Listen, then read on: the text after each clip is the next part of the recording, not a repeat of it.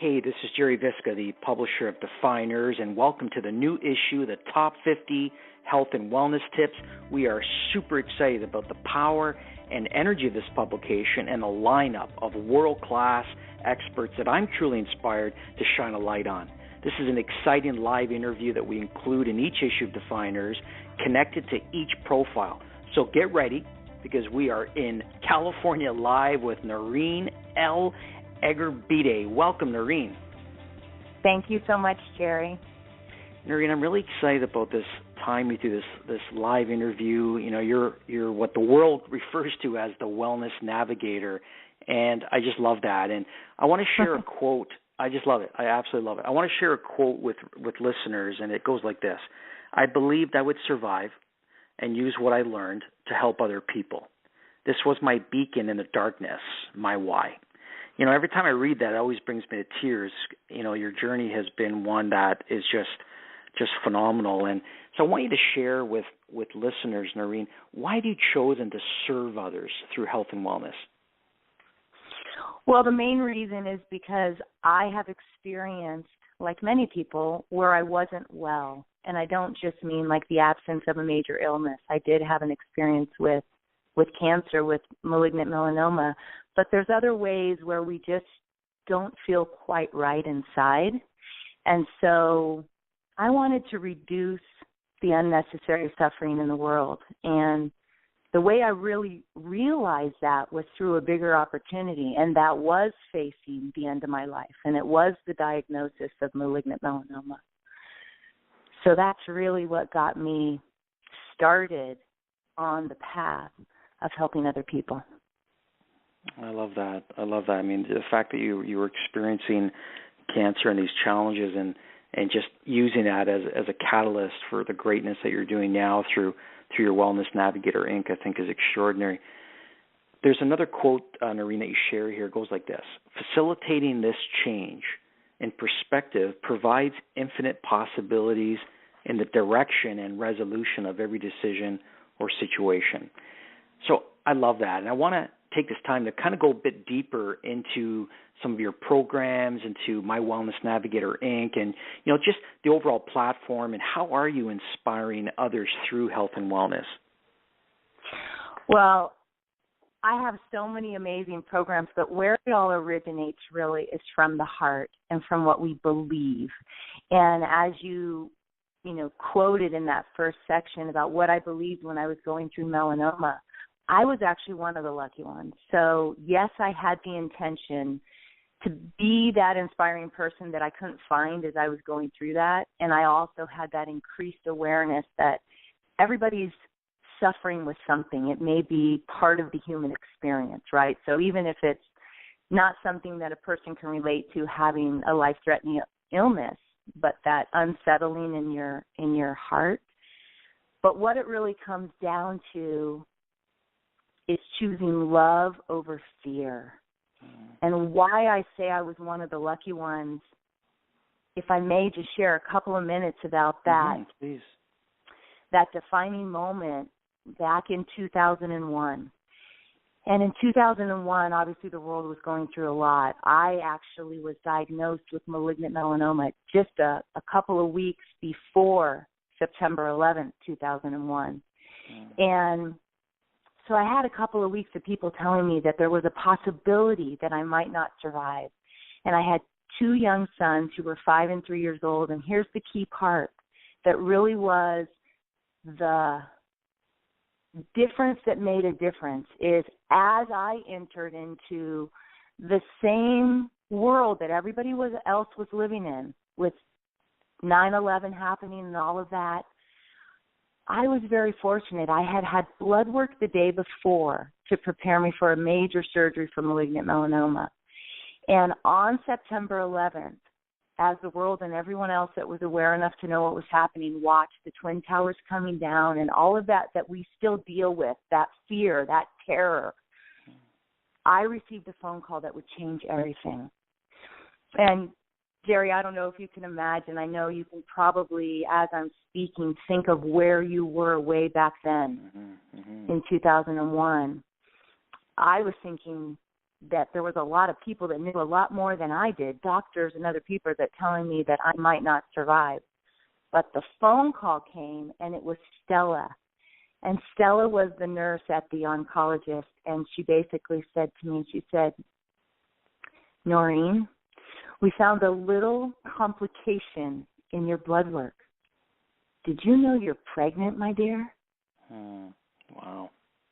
And I was like, so much information, but the point here is that I had a choice. It was not only a choice about really understanding that this pregnancy and this baby was a gift and to interpret it and to give it meaning. I gave it meaning. I basically decided that this was my opportunity to focus on love and life and how much I loved family and children and all of that, and to not focus on melanoma and statistics and all of the fear that could really overtake me as I went through this incredible journey. I mean, it was a couple of years of more than 100 biopsies and surgeries and PET scans and all of these things. So I was lucky because I had something else that was very easy for me to focus on. And the bottom line is I chose love over fear. And I've continued to do that from that day forward in so many situations in my life. What do I love? What do I love? What am I afraid of? Even getting on a call like this, I don't know what you're going to ask me, but I love talking about things that can help people. I love connecting with you. You and I have seemed so like-minded in our vision of helping other people. And so I just trust and I just lean into it. And you can do that in every single situation in your life. I love that. I absolutely love that. You know, Noreen, I love that how you share that you're continually choosing love over fear, and you know, you do that every day, and you're just so focused on controlling those thoughts, and all of your thoughts are definitely full of love. There's, you know, one only needs to spend a few moments with you to truly see that, you know, the love is deep within you. Noreen, you seem to really resonate with this energy of everyday people doing extraordinary things, and you know, you're what I truly call a difference maker in the world, and you know, helping wake up the world to what truly matters. Why do you feel that the world now needs difference makers in health and wellness more than ever? Well, what the world needs is for people to be more alive and to do what they really love to do. And I think the world has always needed that. And when you look throughout history, the ones that really had purpose and didn't give up, whether it's, you know, the Wright brothers or, you know, people that had a particular message, but it came from deep within them, where it wasn't about money and it wasn't about fame. It was just about what made them feel more alive. It was like the heart and soul of a person. And for me and for many people that I've connected with in the last 15 years, what that energy is love. It's the most powerful force in the universe. If you just go for what you love, and if you show up in a very loving way, and what I mean is there's an energy that we would call loving, kindness, those kinds of things. You can change the world one person at a time. And it can happen, you know, for me it happened a lot just in the grocery store or at the gas station. I remember people used to say to me, where are you from? And I think it was that inherent kindness, you know, of taking the time to understand that there's a moment, a very brief moment happening in time where maybe just that smile or that comment about the weather or whatever it is could lift somebody even just a little bit. We don't know. I love that. You know, I love how you share the world needs people with purpose and people that truly come alive. And, you know, there's no doubt that you've really, really come alive, and you're inspiring that in people every day. You know, what are some of the actions, Noreen? I want to stay on this. As you know, I really love this, my Wellness Navigator Inc. I think it's extraordinary.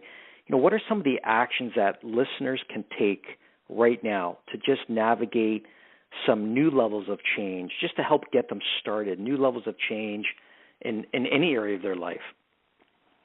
Okay, this is an easy one, and it's easy because it's simple. It's not easy because everybody does it. Wellness navigation, if you think about the words, it's about listening to that inner voice. You know, nowadays we have navigation in our cars, right, that tells us, you know, go left, you've reached your destination, whatever that is. Right now, each one of you listening can listen inside to your own internal navigation system, and you can think about that choice that you're going to make. And if you go inside, let's take a moment, let's just pause. And you're thinking about that situation and which direction to turn. If you just keep choosing the loving, or if you lead, if you're a parent, I'm a parent of 3 teenage boys or young men. I know parenting, marriage, all of these situations. Sometimes it's being a leader and leading with love. Sometimes it's choosing love.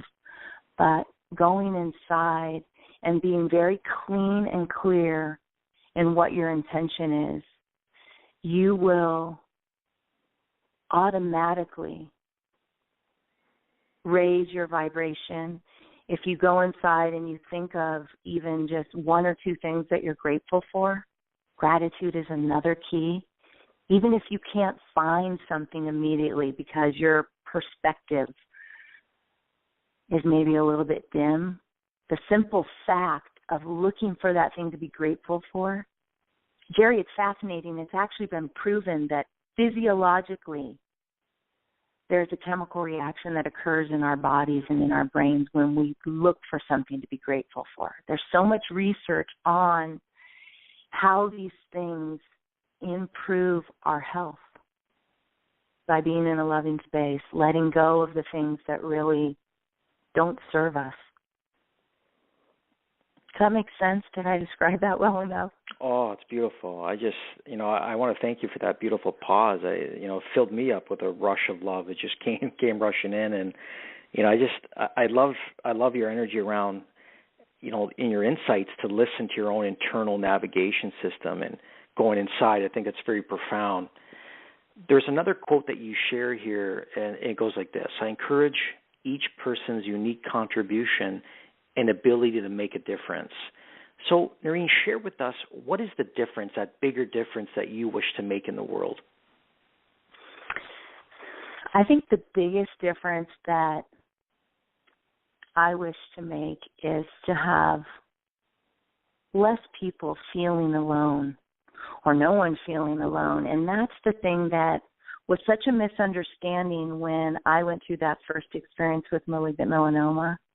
I really felt alone. And part of it is the uniqueness of there isn't anyone just like me, and so no one hadn't been in that situation. But it's a misunderstanding. It's a limiting belief. So if I could make a difference in those people that really feel alone, having the opportunity to email me, to contact me, to share their story, to experience the interconnectedness and what it feels like to have someone like me actively listen to what you're going through and hold a very safe container.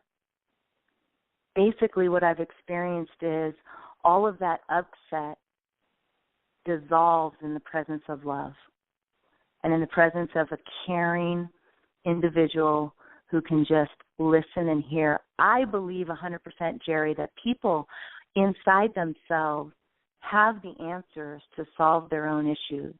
And it's actually a more empowering state to have somebody hold the container for you to work out your own stuff, whether that's through, a lot of talking or through various ways. Every single person has a different way of problem solving. And that's one of the things that I do in my business is I help them to discover what that is for them. So it's not one recipe fits all. It's really what's the unique thing about Jerry. Jerry, when you think about yourself and how you problem solve when you really have a problem or when you're striving for something, how do you go about it? Do you research? Do you trust your gut? What are the ways that you go about it? Because we're all different there. And allowing that unique essence of each individual to come forward in service to their own goals and their own issue resolution, if you can imagine just that little bit of lift where people feel more confident, more empowered, therefore they are ultimately more willing to help other people because they come from a place of overflow. They feel like, I've got this. It's not so big. Does that make sense? Totally. And then I love it. They can pay it forward.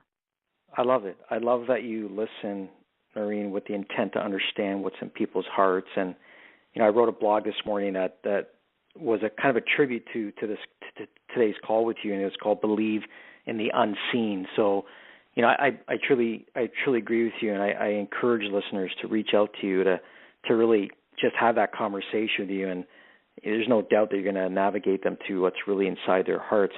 You talked about recipe, which I love. So before I get into the final question for you, you got to share with us. It's a profound question, and I got to know the answer to the best peanut butter chocolate chip cookie recipe that you're known for. What's the secret there? Oh, Jerry, you know the answer. What's the word I've used most throughout the call? It's love. It's love. You're pouring that love into those cookies, so I think that's so cool to be known for that. It's love, it's intention, and it really is. One of the things I will say is when I went through what I went through, and I was able to not just survive all of these experiences that I had been through, not just with the surgeries and the melanoma, but just, life, I would pause, and I would do thoughtful, sweet things like bake cookies for somebody, and sometimes it would be literally the public office where I checked on the permits where I bought my house, or just some little caring kindness, because those people, all the people that work in all the places, they're showing up in a particular place in time. And again, it goes back to that moment. And because I had the unique opportunity to cross their path, I want to bless and benefit them. I want to make them laugh. I want to make them smile. I want to make them learn and grow, but not make them. I want to give them the opportunity to feel something different inside when they're in the presence of someone like me, where my ultimate goal is, when I get up each day, I really say, where can I serve today? And sometimes I don't really know. Like I said, it can show up in a place you don't even expect, a grocery line where maybe there's somebody having difficulty with a young child, or any kind of thing where you can just bring light and bring love to any situation as you walk throughout the world. I mean, one thing that's just coming to me, Jerry, is I have a couple different offices. And for a while, I didn't know where I'd be each day, which office. And what I realized was that my office, which is really about where I show up in loving service, was wherever I was.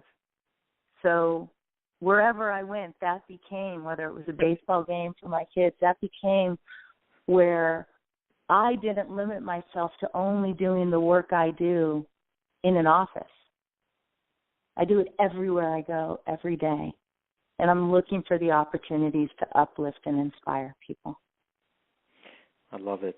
I just see this incredible caring, kindness in your voice and your energy, Noreen. It's fantastic. Share with us a little bit, some insights on you. You have a new book project on the go. I do.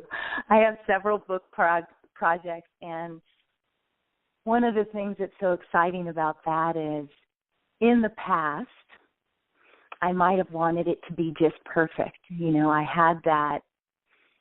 Maybe you can relate to this, but when you're someone who strives for excellence, there's the possibility that you could maybe not quite be done, and so you wouldn't release that book out into the world, or those types of things. Can you get what I'm saying on that one, Jerry? Mm-hmm, definitely. And so to just really surrender into putting it out there, knowing that there's more and more stories to be told, there's more and more messaging, that I can just get started. So I have 2 or 3 that are about to get launched, as one would say, and I'm just really excited about sharing more specific ways of the tools that I use within wellness navigation and the processes for creating the vision of your life and creating ideal scenes and really letting go and updating limiting beliefs and seeing even more about the human experience to be able to understand the how and the why that we feel the way that we do, and making those decisions to just let it go and to see how simple it can be. And the best part about it, it's really fun. I make it really fun. It doesn't have to be hard.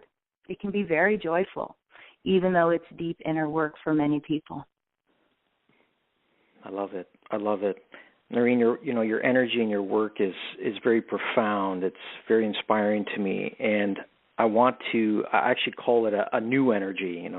I find it fascinating, and I have a final question for you, and it's a legacy question, and it's a question I've been wanting to ask you, and I want you to picture yourself, years from now, and you're no longer a part of this earth. You've moved on, and what would the message to your 2 younger sons be?